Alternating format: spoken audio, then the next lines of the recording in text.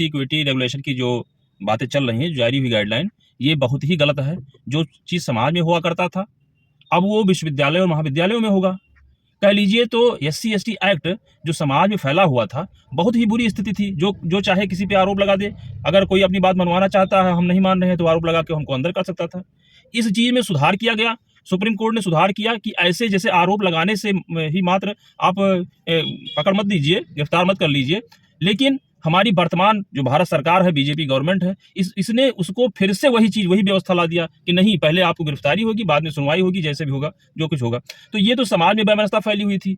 एक शिक्षा का मंदिर बचा हुआ था, जिसपे अब सरकार ने वहां भी ऐसे यूजीसी इक्विटी रेगुलेशन एक्ट ला करके इस तरह की व्यवस्था बना दी है कि वो भी वहां भी जाति भेदभाव सब चलेंगे और एक तरीके से प्रतिदिन यही होगा।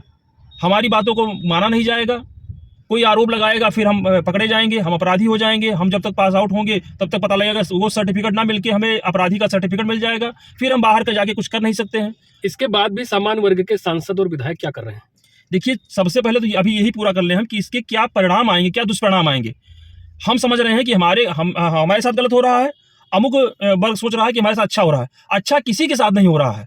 आप यूथ हैं, पढ़ के निकलेंगे, आप रोजगार के अवसर तलाश करेंगे, ना मिलने पे सरकार को दोषी भी बताएंगे, सरकार से प्रश्न करेंगे। सरकार चाहती है कि हमसे कोई प्रश्न न करे, हम लड़ा दें, आपको आपस में लड़ा दें, और आधे से ज्यादा आबादी तो खाली अपराध में अपराधी बन के मुकदमे लेकर रहेगी, और जो बच्चे खुचे रहेंगे वो बेचारे वही डूबके रहेंगे, वो बोलबे नहीं करेंगे। सरकार यही चाहती है।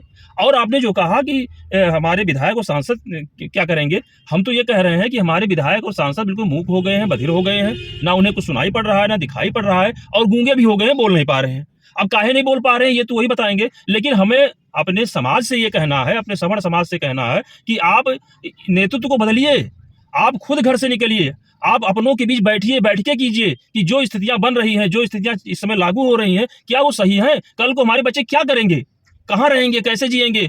हम भेजेंगे वहाँ विश्वविद्यालय में उनको पढ़ाई करने के लिए, पाठ्यक्रम पढ़ने के लिए, सर्टिफिकेट लेने के लिए, वो अपराधी का सर्टिफिकेट लेके आएंगे।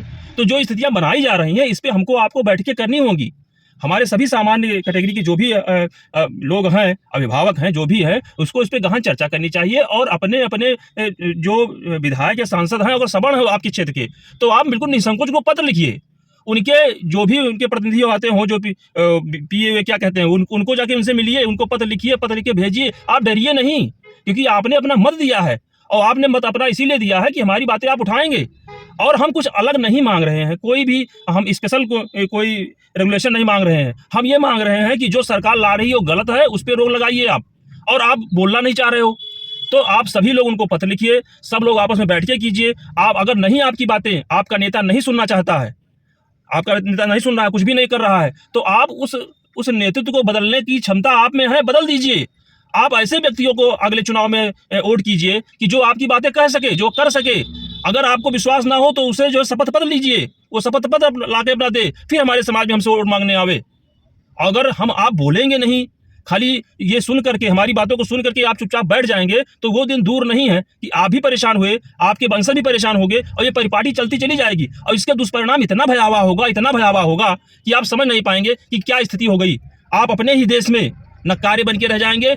सांस लेने के लिए भी आपको परमिशन लेनी पड़ेगी कि हाँ, मुझे ऑक्सीजन चाहिए, लूं कि ना लूं। ये स्थितियां हो जाएंगी, आप अपने ही देश में बर्बाद होकर रह जाएंगे। इसलिए आप सबसे बारंबार ये अपील है कि अपने सांसदों, अपने विधायकों जो सवर्ण हैं, उनको आप पत्र लिखिए, आप पत्र का जवाब मांगिए। वो उनके प्रतिनिधि आपके बीच आवे अगर, तो उनसे आप पूछिए कि क्या आपने हमारे पत्रों में क्या किया, क्या कुछ किया आपने, आगे बढ़ाया कि नहीं बढ़ाया।